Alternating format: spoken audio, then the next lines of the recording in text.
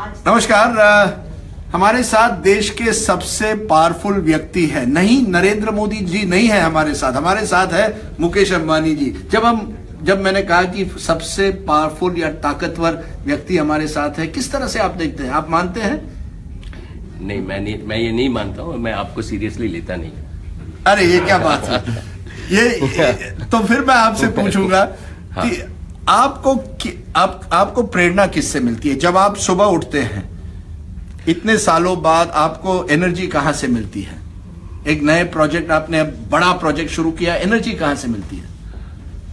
मुझे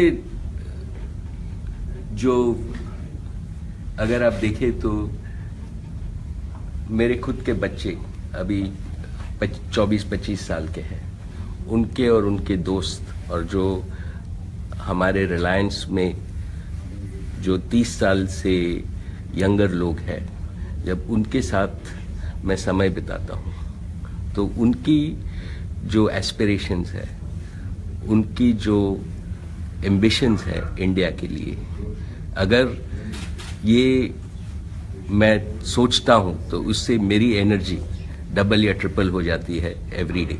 अगर आप 25 साल के अब होते मुकेश भाई, क्या करते आप?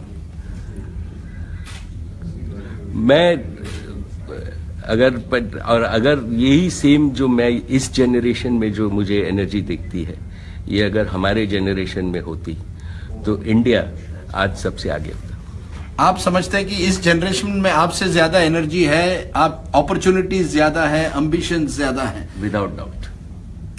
ये बताइए, क्या आपने कभी सोचा है कि मैं पब्लिक लाइफ में चला जाऊं, नेता बन जाऊं?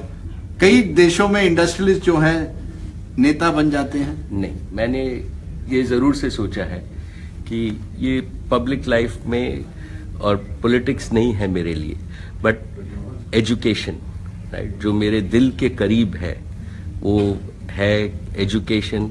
How do we improve skills, how do we improve the education system, how do we really empower the 200 million children that will be educated, which will form the future generations of India for the next many decades. और इस पे मैं जरूर से कुछ करना है। यानी पेट्रोकेमिकल से कम्युनिकेशंस की दुनिया में, और अब आप कह रहे हैं कि अगर आपको कुछ तीसरी इनिंग्स खेलनी पड़े तो वो एजुकेशन में होती। तीसरी इनिंग्स तो नहीं, बट अगर मुझे मौका मिले तो मैं एजुकेशन और इंडियन यूथ को सर्व करना चाहूंगा in whatever limited capacity and capability I have. ये बताइए, जब आपका फेवरेट फूड क्या है? मुकेश अंबानी खाना क्या पसंद करते हैं? हमारा फेवरेट फूड साउथ इंडियन है, इडली सांबर इज व्हाट। और मुंबई में कोई फेवरेट जगह? हम मैसूर कैफे, जहां मैं केमिकल इंजीनियरिंग पढ़ा था, तो 1974 से 79 से आज तक वो मेरी फेवरेट जगह। अब आप तो मैसूर कैफे नहीं जा सकते, मैसूर कैफे को आपके पास आना पड़ेगा। हाँ, नहीं, हम जाते हैं और वो भी आते हैं। आप रिलैक्स किस तरह से करते हैं? इतनी टेंस जिंदगी में रिलैक्स कैसे करते हैं?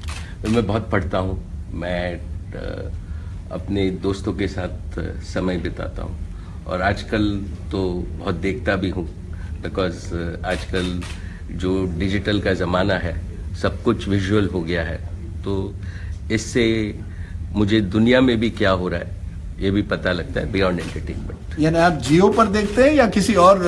आजकल तो जियो पे ही देखता हूँ क्योंकि उस पे बेस्ट दिखता है।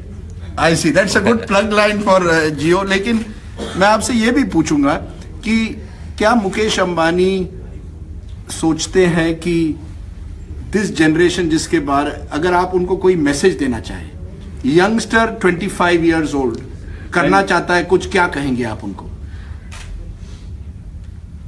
आई थिंक दैट ये अगले 20 साल इंडिया के हैं, और आप सब इंडिया को अपनी राइटफुल प्लेस दुनिया में ले सकते हैं, और आपकी प्रगति के साथ इंडिया की उन्नति भी होएगी, और ये मौका once in a lifetime of a country है।